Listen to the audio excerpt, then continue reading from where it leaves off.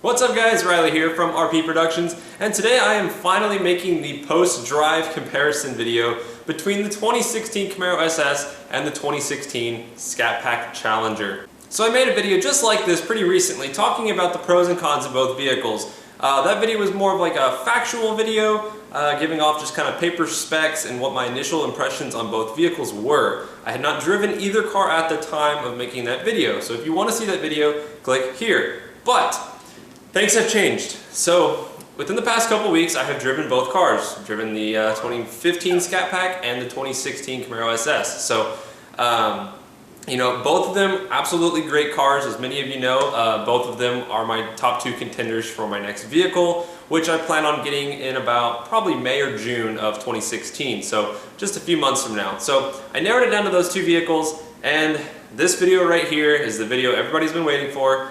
Me finally comparing the two and seeing how they stack up against each other.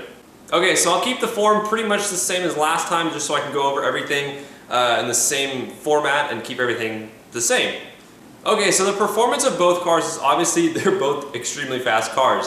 Both cars are capable of doing low 12-second quarter-mile times and right around 4-second 0 to 60 times. So obviously there's no shortage of power. On paper, the Camaro is the faster car by about 0.2 of a second in both the 0 to 60 and quarter-mile times.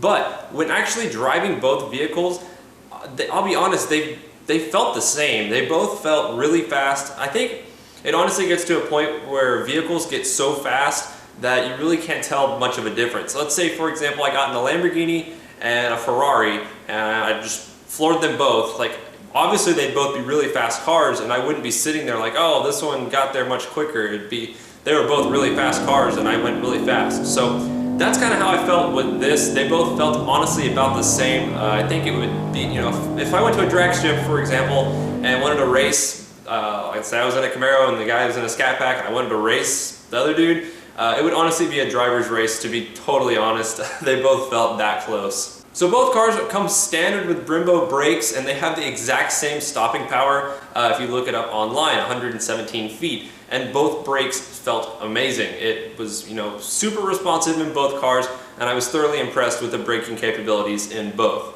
The steering on both cars was absolutely very precise. The Camaro felt a little bit more tossable as expected since it has much lighter weight, but the Challenger definitely holds its own. It's very surprising. If you go look up videos on, let's say, auto journalists on the Hellcat, for example, they all get in it and say the exact same thing. Wow, it has a lot of power, and wow, it actually can turn. So SRT definitely knows what they're doing when they're making a car and designing all of its performance features and everything like that. The Challenger does a lot better than most people expect. It did better than I expected.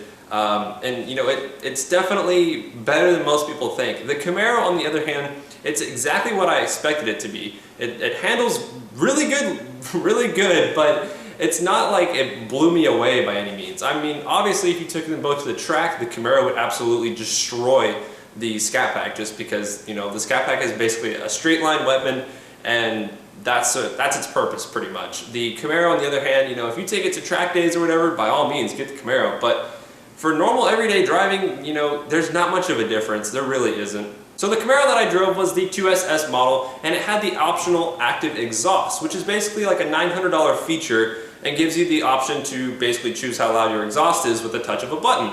So even in its loudest setting, which is track mode, quite honestly, I didn't think it was loud enough. I really didn't. Both wide open throttle clips, I'll play them right now.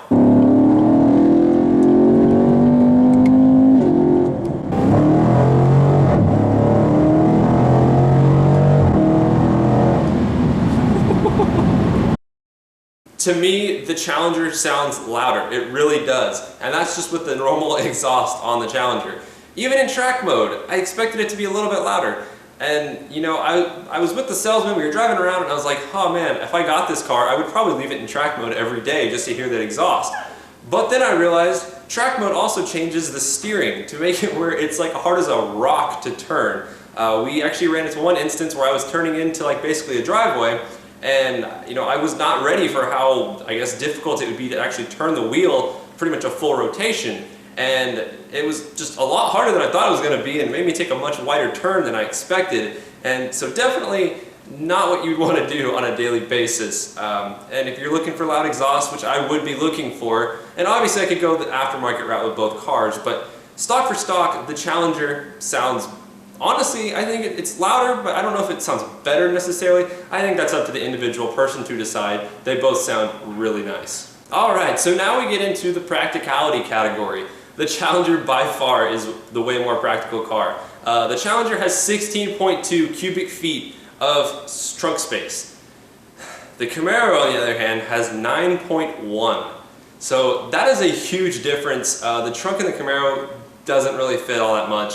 The back seat in the Camaro, as you can see from this video, I did not really fit in there very well. The Scat Pack, on the other hand, I actually fit in the back seat. I'm 5'11", and I fit in the back seat of a two-door car. I was very impressed. It was pretty comfortable back there.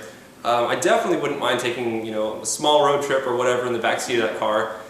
It's definitely the more usable car, and just it's overall it's pretty freaking practical for what it is. I mean, you're getting a car with 500 horsepower, but you're getting a lot for your money. So many people notice this when they watch the Camaro review video. The new Camaros have a lot of road noise, and it's something that is definitely pretty noticeable.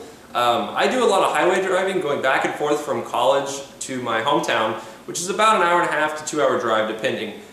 So, you know, if I'm doing that drive, I really don't want to be listening to the hum of the road and tire noise the whole time. And it's pretty noticeable in the Camaros, it really is. I felt like the Challenger was a much better cruiser. It was much more refined, honestly. I can't believe I'm saying this. The Dodge was more refined than something, but the Dodge felt more luxurious and more refined, and I was kind of blown away, honestly.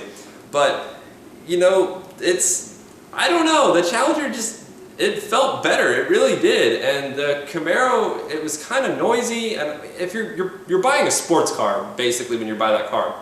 So you'd expect it to be a little bit on that side, but it should also be a refined daily driver for those that would use it in that way, which would be me.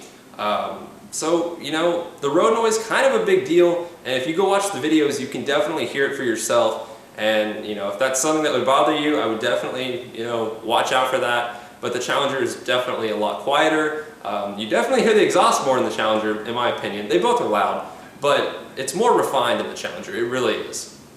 Okay, so moving on to the interior. Now, in my previous video, I was basically praising the Camaro for having a great interior, which it still does. The seats in the Camaro are some of the nicest seats I've ever sat in. They're super soft leather. You know, those seats are awesome. I wish I could have those, honestly, in every car I have from here on out. They are that good. But everything else, it didn't really exceed my expectations. It kind of met them, and that was about it. The steering wheel is one thing I will talk about in the Camaro. Super nice steering wheel, really nice grips. The flat bottom was super cool. So, you know, great job to GM on that steering wheel design. One thing that really got me with the Camaro, though, is while I was driving it, I felt like I was inside of a coffin. It's extremely small, really tight, visibility is really poor. Looking at the back, you just have a little window back there and you just kind of hope for the best. Changing lanes, you're just relying on your mirrors the whole time because you're not seeing anything out your blind spots. The blind spots in that car are pretty bad. The front windshield in that car, very narrow. I mean, it's kind of cool. It makes you feel like you're in an airplane and like a jet fighter, and it's more, I guess, performance oriented. But the Challenger definitely was the more, you know, drivable car. It has visibility. You can see out of that car. You feel like you're in more control in the Challenger because it is a bigger car and it's heavier. You know, I feel like I had a lot more road presence, and it felt like a more comfortable car to drive. Another thing about the Scat Pack which I really liked was the gauges. It has super nice gauges. I really enjoyed what they did there. The Camaros are really nice too, but I feel like the font could be a little bit better on them. You know, I wasn't blown away by them. They are very nice, don't get me wrong. But I feel like the Scat Pack's was a little bit better. I also thoroughly enjoyed the Scat Pack's navigation system better than the Camaros. I played around with the Camaros for a little while, and to me the Uconnect system on the Dodge felt more responsive. The touchscreen was more responsive, and you know, the Scat Pack, it just felt, it really did, it felt better. It's one of those things on paper, when you look at pictures, you expect the Camaro to be just leaps and bounds ahead of everything. And I think that Camaro GM has done a great job marketing that car. but when I actually sat in the car and drove it and played around with everything, I really was not blown away by it. It really didn't exceed my expectations. It kind of met them and then was like, all right, we're gonna go down now. So got in the Scat Pack and I was like, all right, this is pretty damn cool. So I don't know. But yeah, the last note on the interior, like I've already addressed before, the huge turnaway was how small the interior is and how bad the visibility is. If you're buying this for a daily driver, I really wouldn't want to deal with that on a daily basis. I'm sure I would get used to it, but it's much easier, it's much safer. That's another thing I'll touch. The safety in the Challenger is a lot better. If you get in a car accident in the Challenger, you know, a pretty bad one, you stand a good chance of living in that car. The Camaro, on the other hand, who knows? Like I said, it felt like a coffin. So now we'll move on to the features segment. Now both of these cars are very similar in this segment. The Camaro has the new Apple CarPlay, which seems super cool. You know, you can not buy the navigation system and then just use your basically Google Maps or whatever off your phone and do it that way. It has all the apps and all that cool stuff that will display on your navigation system instead of, you know, your phone or whatever. So super cool what they did there. Both cars have 0 to 60 quarter-mile timers and all those fun things that you can test out your car's performance capabilities, which I think that's super cool. So both of them pretty equal there. Both have Wi-Fi hotspots, the 4G connectivity, all that fun stuff. Keyless entry, remote start, push start, backup cameras, the whole 9 yards. They're both really similar. The heads-up display in the Camaro was very cool, but I could live without it.